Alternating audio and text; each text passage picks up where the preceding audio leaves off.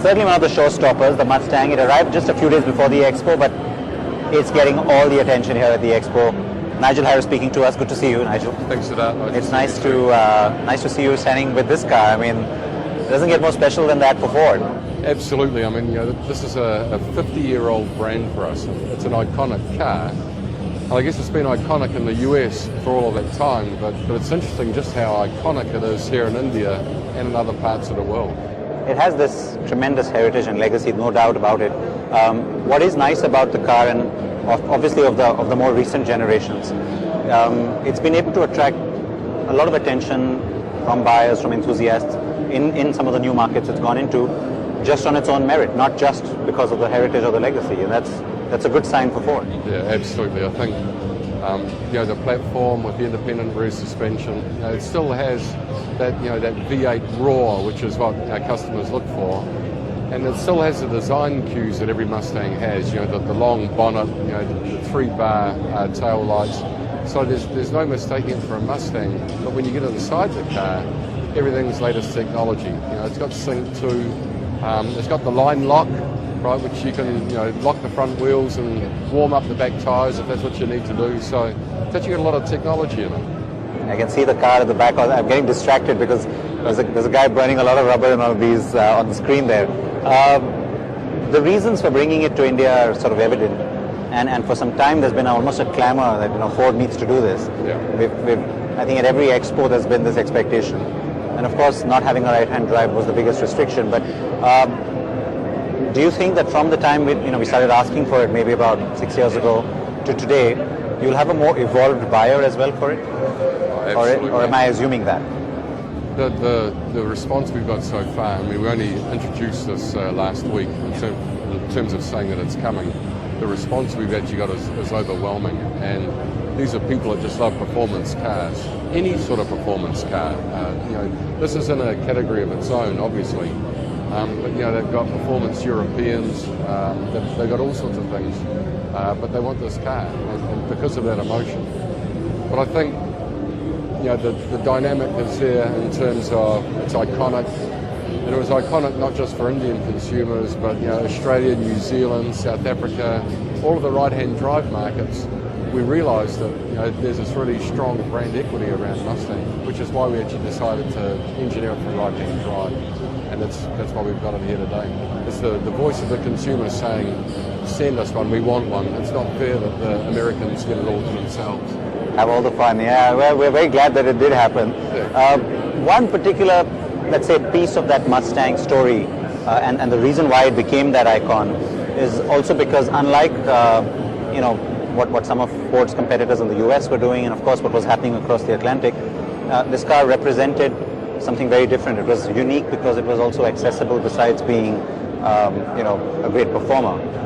Do you think some of that gets eroded by the fact that we have these high customs duties, and it almost goes into a luxury space rather than the Mustang space? Yeah, it does. I mean, it definitely pushes up into the luxury space, there's no doubt about it.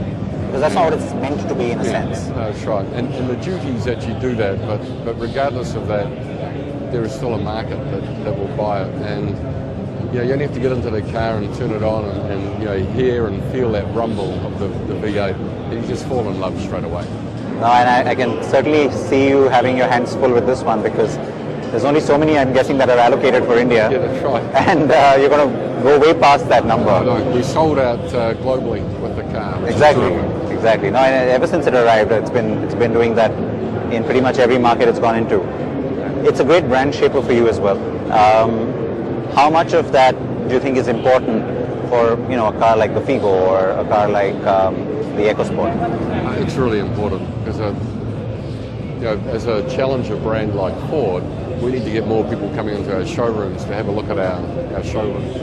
The cars we have now, when you think about it, 5 months ago we didn't have. So we've got the most modern, freshest showroom, including the all-new Endeavour. And to get people in to have a look at this car or to have a look at the Endeavour, which might not necessarily be high volume, they might just want to have a look at it, and then just see how good our other cars are, the Figo, the Aspire, the EcoSport. That has a spin-off appeal. But there's more to it than that as well. I mean, we had an example. We had a customer come in last week, they bought an Endeavour, and he said, hey, what's that car? Oh, it's an Aspire. that would be a great car for my father. And so he bought that car for his father. So you get, by having more of those vehicles on the showroom floor, you can start to appeal to more of the family that come in. So we can offer more to our consumers. Sure. And of course we vouch for those two cars as well, because they're both recent winners at our awards too, and That's right.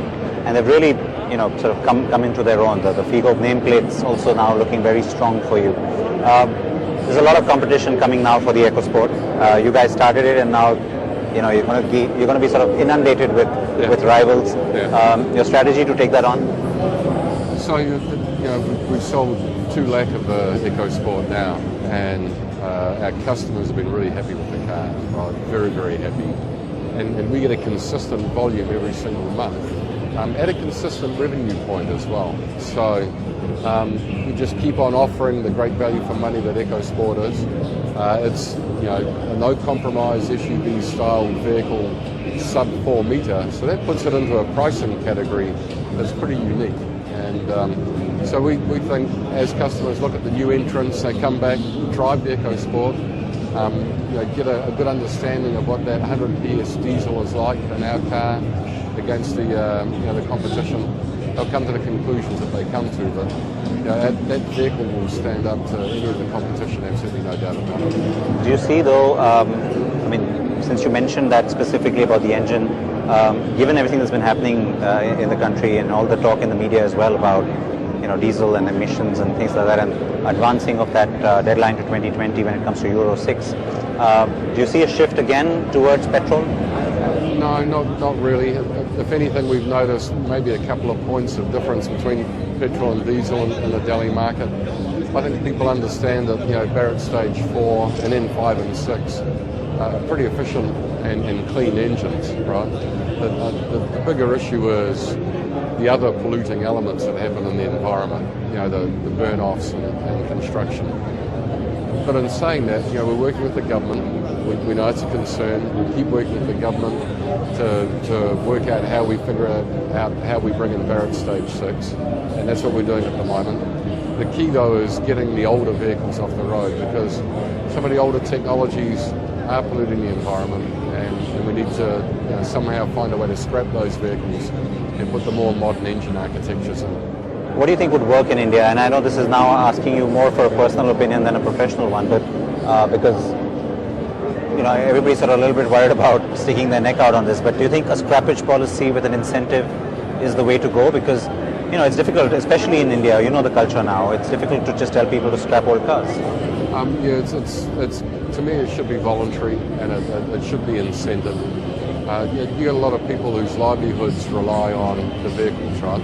There's a lot of industry that's reliant upon, so you've got to give them a reason or help them move from that very old technology to a new technology. So personal opinion, that would work the best. And India's the world's largest democracy. People expect no less, right? They like to be given the chance to choose. And so an incentive to the customer is the way to do that. They get to choose. So on to happier things. The writings on the wall when it comes to your plan for the year product-wise. You've already brought in the 2 new the Figo family vehicles last year. You've got the Endeavour to us at the start of the year, and then there's this. What else becomes a priority for you in 2016? So we had the product transformation. Every vehicle on our showroom floor is new, and arguably are segment leaders. Right? So when our customers come and experience the vehicle, they'll understand just how good the vehicles are.